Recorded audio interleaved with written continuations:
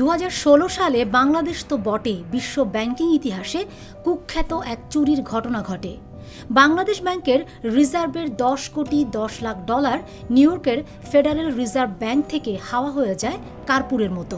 কিন্তু সেই ঘটনার কোনো কুল কিনারা হয়নি 8 বছরেও। আর্থিক খাতে শুধু বাংলাদেশে নয়, বিশ্বের সবচেয়ে বড় এই সাইবার চুরির ঘটনা তাৎক্ষণিকভাবে ধামাচাপা দিয়ে রাখে বাংলাদেশ ব্যাংক।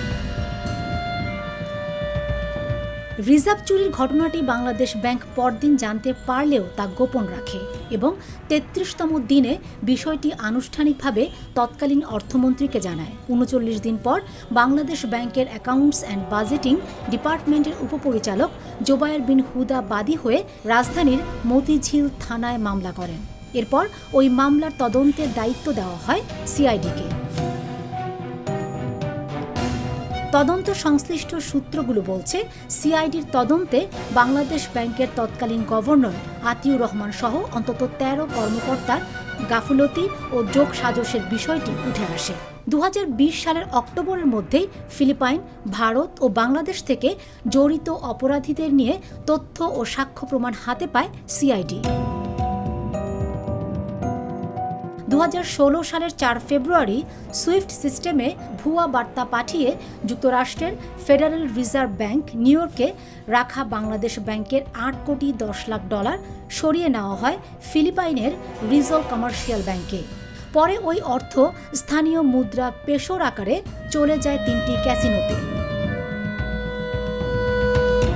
তবে গেল 2020 সালে এই তদন্ত প্রতিবেদনে দেশীয় কয়েকজনকে অভিযুক্ত করে চার্জশিট চূড়ান্ত করে সিআইডি। তখন তা আটকে দেন আওয়ামী লীগ সরকারের 2 প্রভাবশালী মন্ত্রী আনিসুল হক ও আসাদুজ্জামান খান কামাল। রিজার্ভ চুরি নিয়ে এক বৈঠক থেকে তদন্ত কর্মকর্তাদের ধমক দিয়ে বের করে দেন। সেই বৈঠকে উপস্থিত এক কর্মকর্তা বিষয়টি নিশ্চিত করেন।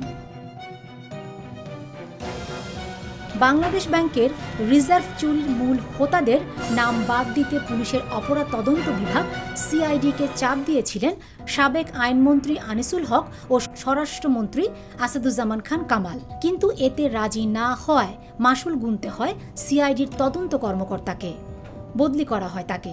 সিনিয়র আইনজীবীরা বলছেন, জড়িত সবাইকে আইনের আওতায় আনা প্রয়োজন।